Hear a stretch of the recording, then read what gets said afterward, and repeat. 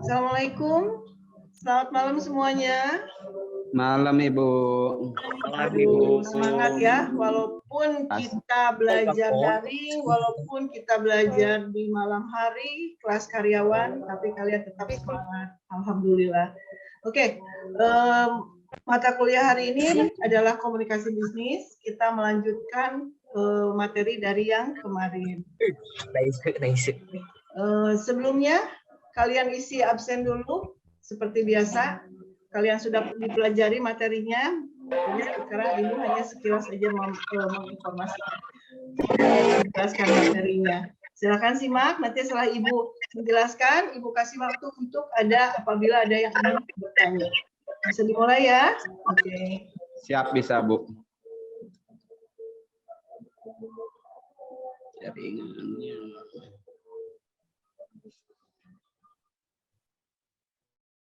Oke, sekarang ini kita mulai dengan materi kita komunikasi bisnis.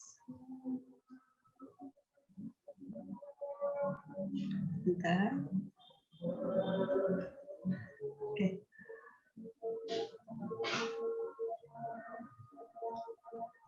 Oke, materi kita yaitu tentang ruang lingkup komunikasi bisnis.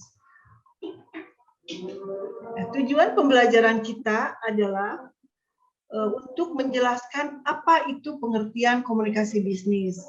Setelah mendapatkan pelajaran mata kuliah ini, kalian harus bisa membedakan apa itu komunikasi verbal dan apa itu non-verbal, dan bagaimana terjadinya komunikasi.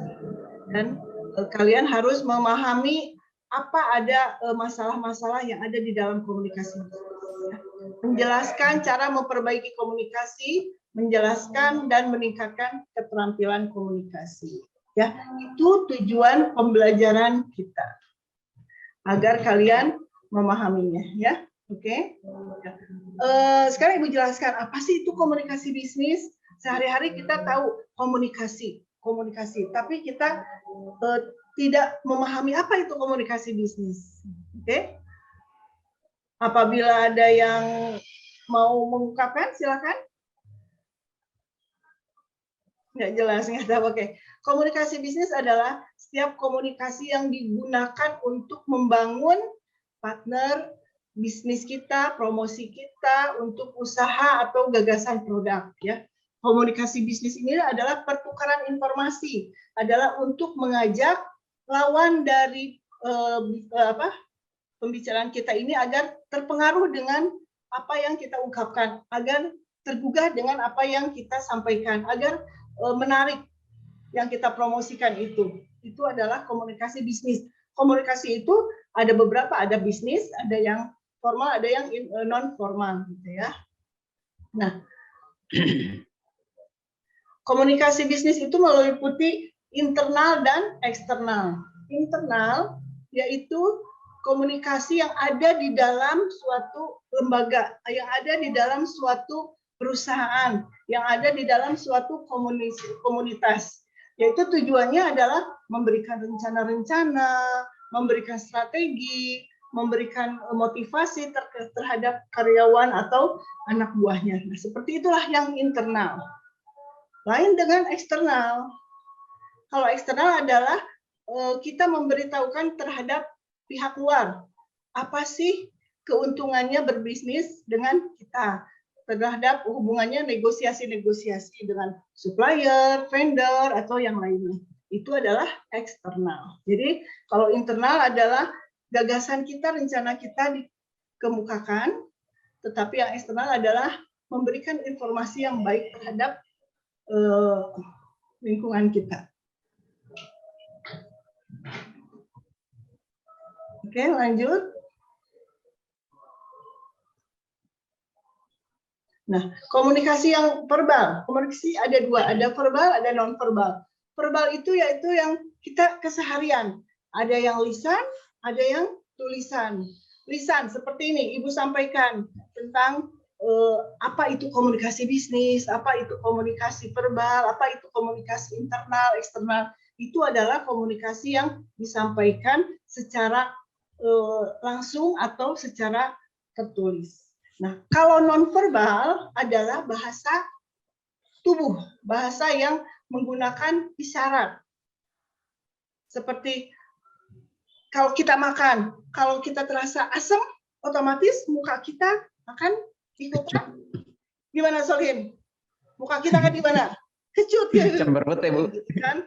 Gitu. Kalau kita minta maaf terhadap orang, pelan-pelan. Kalau kita senang happy, muka kita akan, oh deh Bu Dewi nggak ada, misalkan gitu. Muka kita lain kalau misalkan sekarang Ibu akan memberikan ulangan mendadak.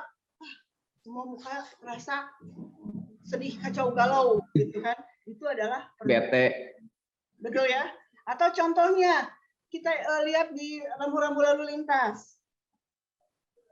Tanpa bahasa isyarat, kalau merah kita harus otomatis Berhenti.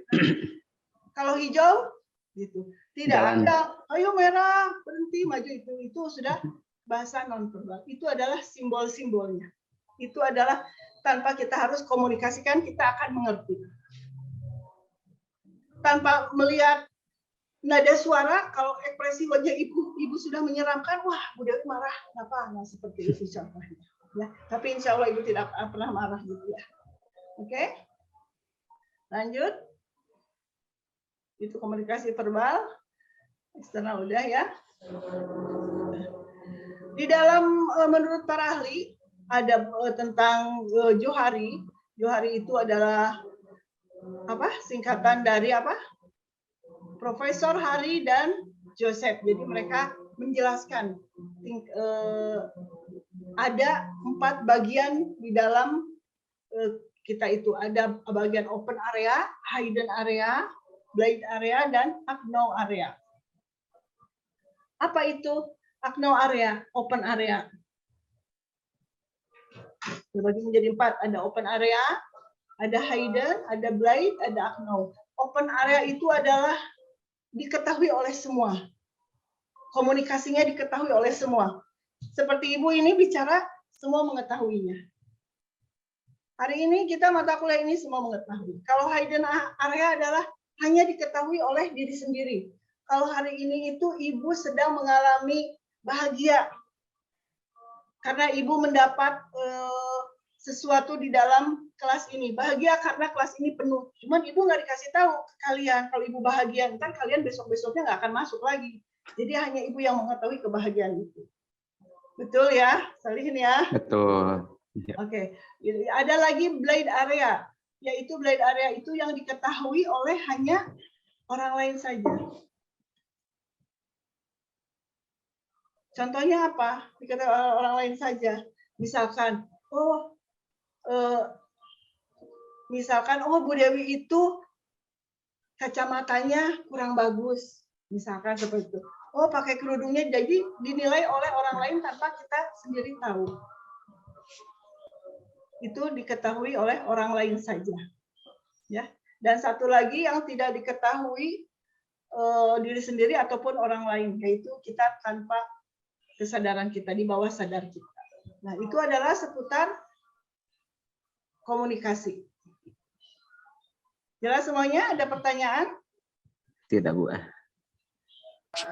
Kalau tidak, karena dengan keterbatasan waktu, jika ada pertanyaan, silakan kita isi di GCR seperti biasa. Nanti Ibu akan cek, Ibu kasih komentar, dan terima kasih kalau ada yang sudah membantu di dalam komentarnya. Oke? Siap. Oke, Bu. Sampai ketemu Baik, Bu. minggu depan dengan materi yang berbeda. Oke ya? Selamat malam. Selamat Oke, Ibu. Terima kasih Baik, Ibu. semuanya. Selamat malam. Assalamualaikum warahmatullahi wabarakatuh. Waalaikumsalam warahmatullahi wabarakatuh. Atur nuhun. Waalaikumsalam warahmatullahi wabarakatuh. Ibu.